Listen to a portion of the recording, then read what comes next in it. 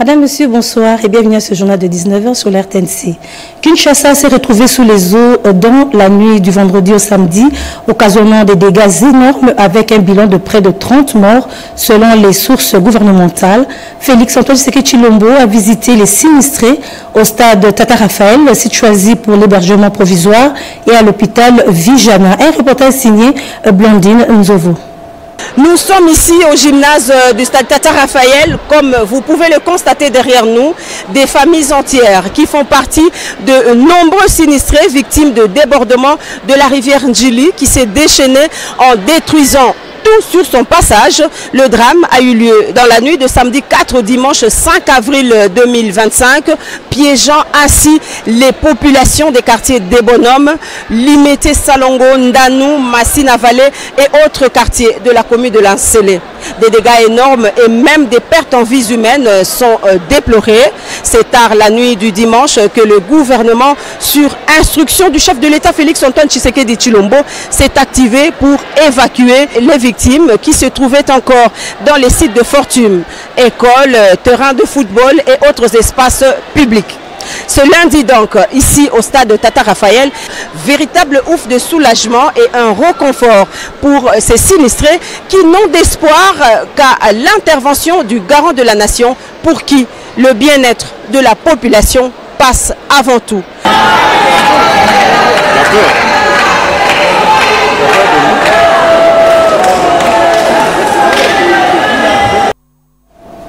Des membres du gouvernement ainsi que des élus étaient également sur le terrain en guise de solidarité aux victimes de ces inondations. Le Conseil des ministres, il y a 4 mois, avait statué sur des décisions de démolition de certains sites non édificandis qu'il faudrait mettre en application. Et moi et mon collègue, nous l'avons présenté au niveau du gouvernement, des décisions idoines ont été données. Et maintenant, il faut une forme d'applicabilité de ces décisions. Démolir d'ailleurs des zones non édificantes, urbaniser justement des quartiers qui sont non urbanisés. Nous avons d'ailleurs pris cette mesure, nous l'avons anticipée d'une certaine manière, où il a fallu interdire de morcellement anarchique sauvage qui aussi favorise d'une certaine manière ce genre de catastrophes naturelles. Et donc voilà pourquoi nous sommes ici sur place pour constater les dégâts, mais aussi pousser d'une certaine manière les assujettis, mais aussi l'ensemble des parties prenantes à pouvoir exécuter des décisions qui avaient été déjà prises. Kinshasa, la capitale, a offert un spectacle désolant après la forte averse le week-end. Des rues inondées, la route nationale numéro 1 coupée au niveau des Kassangoulou. La rivière Ndjili a cédé, coupant ainsi la partie est et de l'ouest de la ville capitale. Et comme si cela ne suffisait pas, ces intempéries ont provoqué d'importants dégâts humains et matériels. Dans son itinérance, le ministre en charge de la politique des villes, Didier Tengetelito, a mesuré l'ampleur des dégâts occasionnés par cette pluie. Il a bravé les inondations sur les boulevards Lumumba au niveau de l'église Shekina, où la chaussée n'était plus visible du fait de la furie des eaux. Le regard vide des populations ne savent pas à quel saint se vouer. Et dire que la saison pluvieuse finissant n'a pas encore dit son dernier mot. Le gouvernement de la République vient d'installer les sinistrés dans plusieurs sites, notamment le stade Tata Raphaël et l'Institut Lumumba.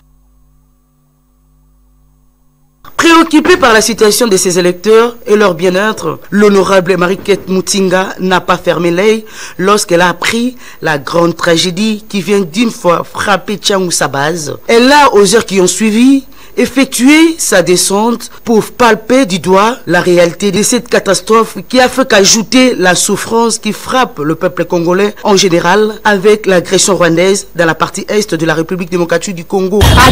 Elle n'a pas tenu compte de son rang social, elle est venue à la rescousse de sa base.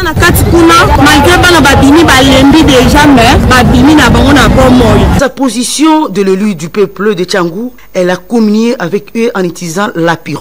La situation est déplorable. Je viens d'être témoin oculaire. En tant que député national élu du coin, je suis venu à la rescousse de sinistrés afin d'apporter des solutions idoines. En entrant dans l'eau pour sauver deux vies humaines, dont un bébé de 6 mois qui a bénéficié de ses offices et de son courage de maman. Autre chose, la République démocratique du Congo prend la tête du groupe des ambassadeurs francophones en Tunisie. Son ambassadeur accrédité à Tunis, Désiré Salomon, vient d'être désigné par ses pairs pour conduire le groupe au cours de l'année 2025. Et la République démocratique du Congo succède au Canada à la tête de cette organisation. L'un après l'autre, ces ambassadeurs de l'espace francophone en Tunis avancent chacun autour de ces tables pour désigner leur nouveau président. Après plusieurs heures de discussions et débats, la République démocratique du Congo, à travers son ambassadeur résident à Tunis, vient de prendre la tête du groupe des ambassadeurs francophones en Tunisie. Le professeur Désiré Salomon Mwendanga vient d'être désigné par ses pairs pour conduire ces groupes au cours de cette année 2025. Il succède à l'ambassadrice du Canada dans ce pays à forte tradition franco-arabe. Une désignation faite sur base des efforts déployés par la RDC pour le rayonnement de la francophonie. Dans ses premiers mots, les diplomates congolais dit placer son mandat sous le signe de l'intensification des activités culturelles considérées comme vecteur essentiel de rapprochement entre les peuples. Une désignation qui a juste après laissé place à la cérémonie de remise-reprise entre le nouveau président et sa prédécesseur. Aussitôt installé, l'ambassadeur Mwendanga a convoqué la réunion inaugurale du GAF Tunisie à la résidence diplomatique de la RDC. Dans son discours inaugural, le président nouvellement élu n'a pas aussi manqué d'aborder les défis contemporains de la francophonie. Il a fustigé les silences de l'Organisation internationale de la francophonie face à l'agression persistante du Rwanda dans l'est de la RDC. Il a aussi salué la résolution 2773 du Conseil de sécurité des Nations Unies condamnant cette agression ainsi que des sanctions prises par l'Union européenne à l'encontre de Kigali. Et 16 bandits ont été arrêtés par les services de sécurité à Fungourmé. Nous sommes là dans le Loa-là-bas. Ils ont été présentés à la bourgmestre. D'autres détails dans ce reportage. C'est un résultat escompté aux efforts du bourgmestre intérimaire de la commune de Fungourmé, l'honorable Aline Makano, auprès de qui les services de sécurité de sa juridiction ont présenté ces présumés criminels et leur mode opératoire. Avec la collaboration de la population, la dame qui pratique la volonté du président Félix Tshisekedi dans la sécurisation des personnes et leurs biens condamne fermement ces actes inciviques et souhaite voir ces présumés bandits être jugés en public afin que cela serve de leçon aux prochains qui tomberont dans le filet des éléments de la sécurité. Devant les regards curieux de fourgeois et fourgeois venus apprécier le dynamisme d'Aline Makano qui ne cesse de booster chaque acteur car la sécurité des personnes est une affaire de tous. Finalement, ce mercredi, la vérité est portée au grand public. Plusieurs biens de valeur volés, dont le véhicule, endeuillant les familles. Ces personnes sans cœur attendent leur sort dans les 4 murs alors que les enquêtes continuent pour démanteler ces réseaux de malfaiteurs. La vigilance doit être démise. Tout de même, précisons que l'arrestation et présentation à l'autorité devant la presse de ce groupe de 16 personnes présumées bandits opérant en Fungourmé intervient quelques jours après les consultations et sensibilisations sur le maintien de la sécurité à Fungourmé menées par l'honorable Aline Makano, elle, qui marche dans les empreintes de la gouverneure de province, Fifi Masuka Saïmi. Déjà aux heures matinales de ce mercredi, le bourgmestre a présidé un conseil de sécurité au cours duquel plusieurs options s'inscrivant dans le cadre de la maintien de la sécurité dans son entité ont été optées. Le lieutenant-général Uboyamka Chamadjoni, gouverneur militaire de l'Ituri, est à Kinshasa depuis vendredi passé. Sa mission vise à renforcer l'administration et la sécurité afin d'améliorer le bien-être des habitants de cette province. Suivez ce commentaire détaillé de Junior Silemani.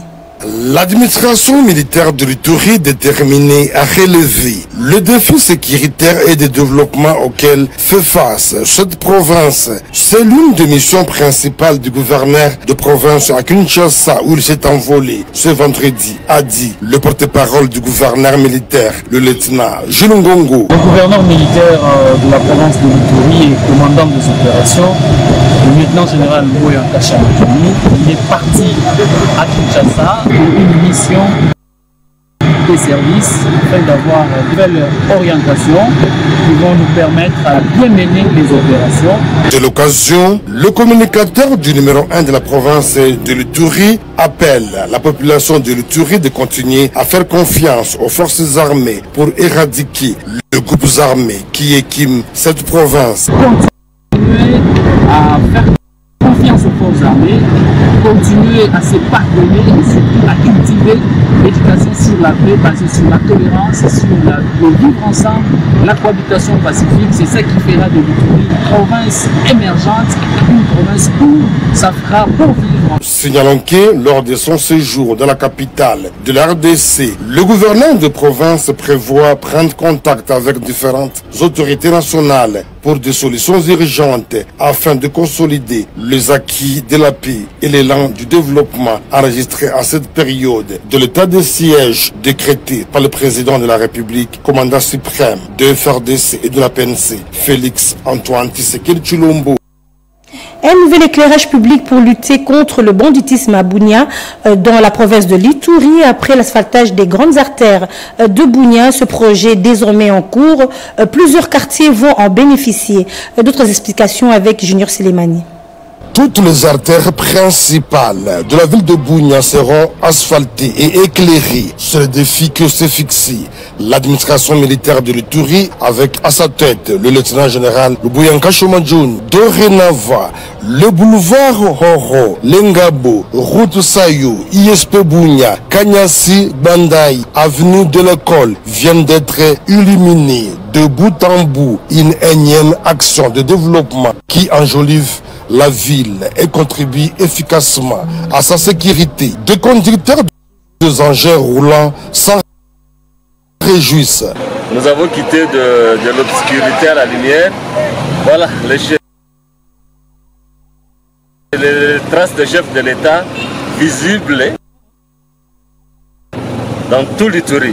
Par ailleurs, les femmes qui exercent le petit commerce savourent jusque tard le bonheur d'écouler leurs marchandises en toute sécurité, émerveillées par cet éclat de beauté qui reflète Bunia. Le dignitaire d'État, le Kuninembe Thierry de l'ISP Bunia, pense que la population est dans un impératif d'accompagner ces initiatives afin de pérenniser ces acquis de l'état de siège en Ituri. Les panneaux, ça doit être protégé parce que nous avons ces panneaux solaires qui sont mis sur des mâts métalliques. On doit les protéger pour que ça ne soit pas détruit. Exécuté par l'Office de voirie et drainage OV2 en sigle, ce projet d'installation de lampadaires solaires accompagne celui de l'asphaltage de la voirie urbaine de Bunia va se poursuivre dans le territoire car le développement et la sécurité vont de pair.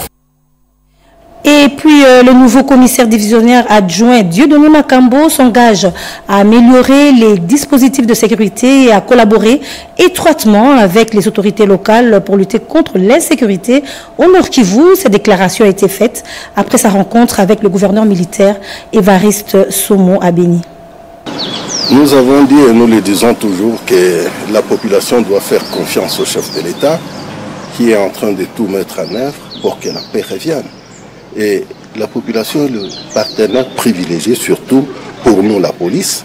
Et la population doit être prête à fournir toute information aux services, aux forces de défense et de sécurité, afin de nous permettre à juguler cette insécurité et que la paix revienne.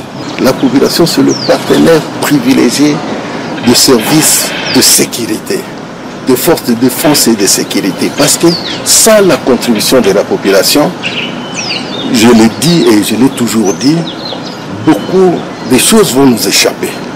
Et si nous travaillons en symbiose avec la population, je pense que l'ennemi de la paix n'aura pas sa place.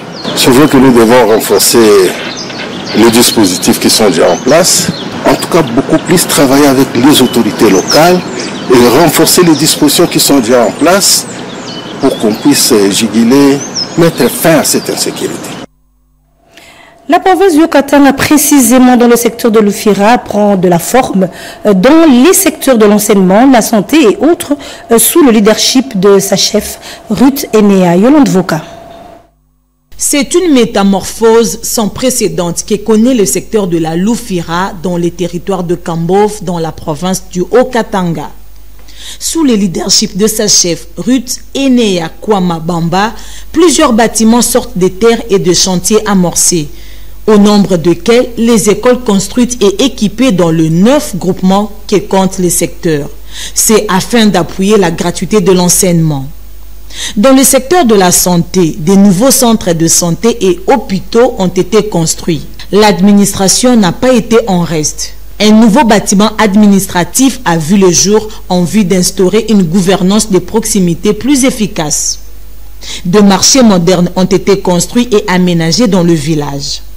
En tant que représentant du chef de l'État, son Excellence Félix-Antoine Tshisekedi, nous avons le devoir de servir cette population. C'est pourquoi nous avons eu le projet de couvrir tous les secteurs de la Loufira en eau potable. Nous avons aussi le projet de construire les établissements scolaires dans tous les groupements ainsi que les établissements sanitaires.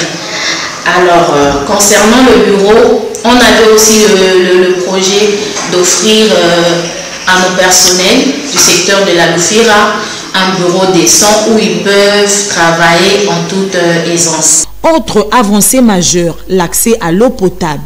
Pour ce, plusieurs bornes fontaines ont été installées à travers le secteur. Avec cette transformation, ces coins de la République démocratique du Congo est en voie de devenir une référence en matière de gouvernance locale.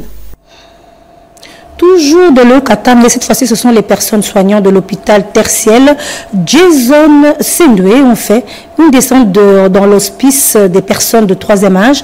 Ces dernières ont bénéficié de l'assistance médicale gratuite.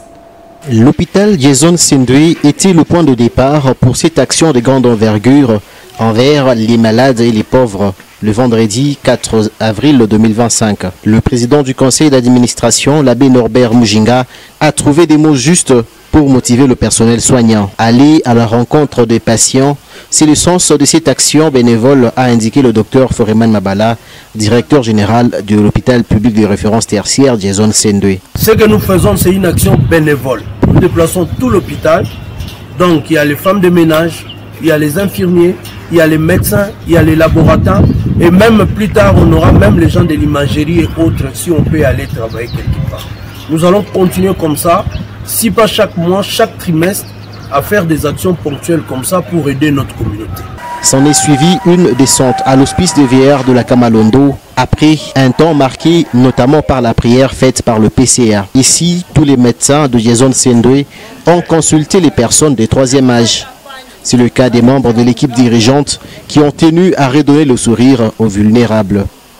Des cas d'ophtalmologie, médecine interne et tant d'autres sont suivis de près en vue d'une bonne prise en charge, a indiqué Dr Sandra Mpongo, la directrice médicale. Signalons que pour cette action sociale, l'hôpital Jason Sendwe a mobilisé tout l'arsenal technique de l'ambulance médicale en passant par le matériel jusqu'au personnel qualifié. Tout a été mis à contribution pour offrir des soins de qualité à cette catégorie de vulnérables. Et le gouverneur du Kasaï central, Moïse Kamboulou, a effectué dernièrement une visite d'inspection des travaux exécutés sur la route Kananga-Chikapa et sur Kalambambouji. Le chef de l'exécutif provincial a exprimé sa satisfaction à la fin de cette tournée. Images et commentaires.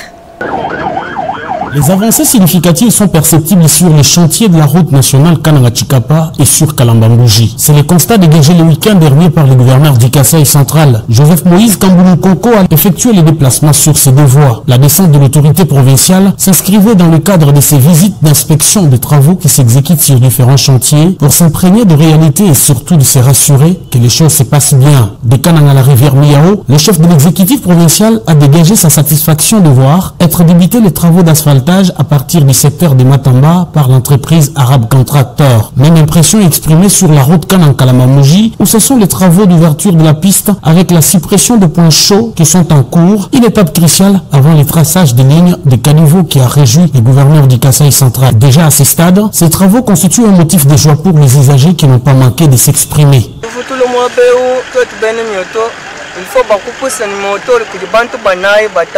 Nous avions beaucoup de difficultés pour traverser sur ce pont.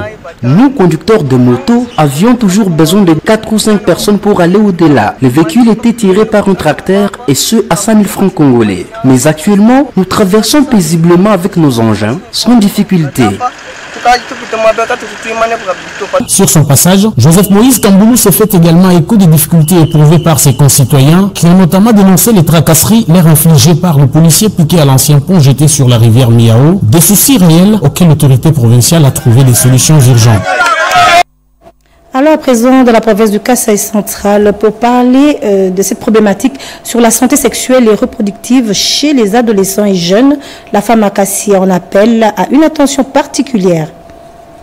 Les échanges au cours de cette conférence placés sous le thème « La problématique de la santé sexuelle et reproductive chez les adolescents et les jeunes » ont gravité entre autres autour de la prévention des grossesses non désirées chez les adolescentes et les jeunes et l'offre des services de santé sexuelle et reproductive adaptés aux jeunes et adolescents. Échanges auxquels ont pris part les leaders religieux, acteurs de la société civile, étudiants, représentants des services techniques et autorités politico-administratives. À travers ces assises, l'ONG Femme Akassia, qui œuvre dans la promotion et la protection des droits humains, entend contribuer à combattre les inégalités de genre en ce qui concerne les droits reproductifs, précise sa coordonnatrice nationale, Dr Marlène Delela. C'est intimement lié. On ne peut pas parler des droits de la femme sans parler des droits à la santé. C'est pourquoi nous venons discuter aujourd'hui pour que le jeune, les adolescents et les jeunes puissent avoir l'accès à l'information. Cette information qui leur donne le soin de qualité, le service adapté à leur catégorie et ainsi ça va nous aider à lutter contre les décès maternels et avoir la promotion des droits sexuels et reproductifs. La ministre provinciale de la Santé qui a présidé ces assises invite l'ensemble des acteurs à capitaliser les résolutions. Il est maintenant temps de traduire nos discussions en action pour que nos jeunes puissent bénéficier des services de l'éducation. Au Congo central, la coordinatrice de la cellule de suivi des projets et programmes des finances s'est rendue compte de l'état d'avancement de quelques infrastructures de base en construction dans le territoire de Kasangulu et de Madimba. Objectif, améliorer les conditions de vie de la population de ce coin du pays. Jadis leader de gang qui s'adonnait à cœur joie à un banditisme urbain criant et vivait au quotidien en proie des déchirements sociaux humains aux grandes conséquences sécuritaires dans les villes de Matadi et Boma ainsi que les 10 territoires que compte la province du Congo central, un panel de jeunes et forces vives juvéniles de cette province sont en plein processus de socialisation positive à travers les techniques efficaces de leur réinsertion dans la vie active par l'agence des travaux publics du Congo central ATPKC qui les utilise à temps plein dans les cantonnages manuels et autres tâches dans divers chantiers où se déroulent des travaux de réhabilitation et de modernisation de toutes les infrastructures routières dans cette partie du territoire national. La vision de son excellence monsieur le président de la République, son excellence Félix-Antoine Tshisekedi Tshilombo, est en train d'être appliquée à la lettre dans la province du Congo central par le gouvernement provincial qui est dirigé par le gouverneur Grace Bilolo. Aujourd'hui, nous pouvons rassurer à la population du Congo central. L'agence de travaux publics du Congo central, c'est pour tout le monde. Vous savez que le chef de l'État, dans son volet emploi, l'ATP est en train aussi de donner de l'emploi à la jeunesse. Les instructions, nous mettons les instructions en application reçues de l'autorité provinciale par le biais de son gouvernement provincial. Les mots de la fin qui Congo. Démarré par la réinsertion sociale des jeunes matadiens et boumatraciens, au cantonnage manuel dans les travaux de réhabilitation des infrastructures routières, cette série d'actions républicaines va s'étendre dans les autres secteurs et domaines de la vie nationale dans toute la province du Congo central. Passons à cette dotation d'un kit informatique et solaire dans les 15 antennes de la Dinakopé Kwilu 3. Ce don est du directeur de la Dinakopé, William Chinate. Animé par le souci d'améliorer les conditions de travail de ses collaborateurs afin de leur permettre de faire la remontée efficace des données dans les systèmes numériques informatisés, William Tchanatelu Fuluabo d'Iprocop Kwilu 3 vient de procéder ces jours à la remise d'un lot important de kits informatiques et solaires aux 15 antennes qui composent sa direction. C'est dans l'objectif de moderniser les systèmes éducatifs congolais, a souligné William Tchanate dans son discours de circonstances. Les outils solaires et informatiques que nous remettons tout à l'heure viennent en complément aux ordinateurs distribués précédemment aux antennes. Chacune de celles-ci recevra à nouveau aujourd'hui un panneau solaire, une batterie, une imprimante, un convertisseur et un modem. Ceci dans la perspective de disposer un kit complet, non seulement pour la remontée des données à la province, mais aussi pour faciliter des travaux administratifs de l'antenne. Motif de satisfaction pour les heureux bénéficiaires de cet outil de travail moderne. Là aujourd'hui, nous venons de recevoir d'autres kits pour compléter les outils que nous avons là dans les antennes pour bien faire le travail. Prenant à son tour la parole, Adélar Quintolo Kinkir a prodigué des sages conseils aux bénéficiaires. Rappelons que ces kits solaires et informatiques que les 15 antennes de la Dinakopé Kulu 3 viennent d'avoir ces jours est une résultante d'une gestion rigoureuse et de l'épargne collective placée sous la bannière de William Mechinatelufulabo du Procope Kulu 3. Solidarité congolaise oblige. Dans le Grand Bandundu, il y a eu une commémoration des victimes dans l'Est et un appel à l'éveil de conscience. Image et commentaire. Drapelet et banderole en main, Patrick Lenda, initiateur de la marche et interfédérale, adjoint du parti politique Congrès national africain pour le réveil du Congo, en première ligne dans la marche pacifique organisée dans la province du Maïndombe par le président national du CENARC dans le but en vue de soutenir les FARDC et dire non à la guerre d'agression dans la partie est de la RDC, mais aussi soutenir les consultations politiques lancées par le président de la République. Ndenge ba province nyonso e marché biso pelelo que telemi peut-être tombo la mingongo na biso mokili mumbeyo ka ke tozali d'accord te na makambo eza ko salama na est na yango kotombo la mingongo na biso ezali kaka pamba te ezali kaka pona ko dénoncer te. C'est une façon aussi à tirer attention à bakonzi. Bayeba que nous existons aussi.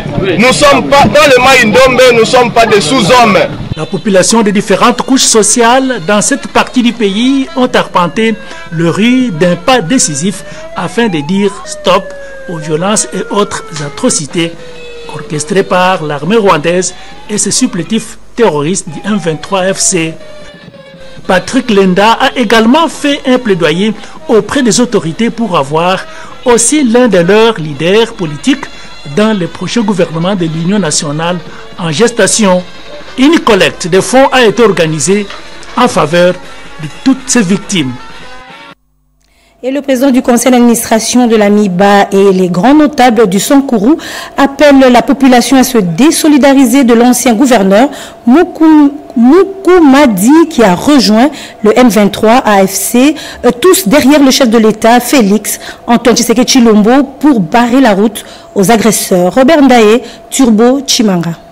C'est un Jean-Charles Okotolo Lakombe, très en colère, fibre patriotique oblige contre certains fils égarés du Sankourou qui rejoignent le mouvement rebelle FC M23. Dans un entretien à bâton rompu, il brise les silences et met en garde ceux qui ont un pied dedans, un pied dehors. Il y en a d'autres qui sont encore ici, pied dedans, pied dehors, et ils sont sous notre loupe. Et je suis en train de les avertir. Ils connaissent très bien Jean-Charles Okotolo. Personne. Aujourd'hui, le Sankourou est presque exfolé en nombre à cause de la rébellion que nous avons connue. Et ça ne va plus se répéter parce que jusqu'à aujourd'hui, il n'y a que le président de la République Tshisekedi qui est en train de réhabiliter et habiller plutôt le tissu économique qui a été explosé en lambeaux hier par la rébellion.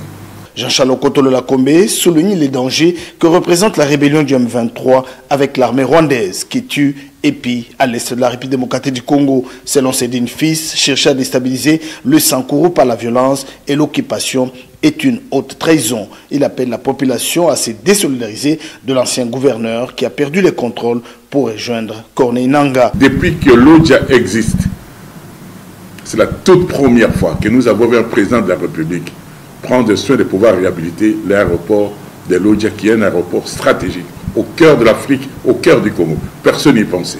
C'est la première fois qu'on avait un président de la République passer la nuit au Sankourou. Les consultations initiées par le président de la République est un appel à l'unité et à la cohésion pour faire face à l'agression rwandaise. Aujourd'hui, quand vous prenez soin de trahir le pays et que vos frères et sœurs meurent, je crois qu'on devrait avoir des sanctions au niveau du gouvernement sévères, tant au niveau politique qu'au niveau de l'armée et au niveau de la police.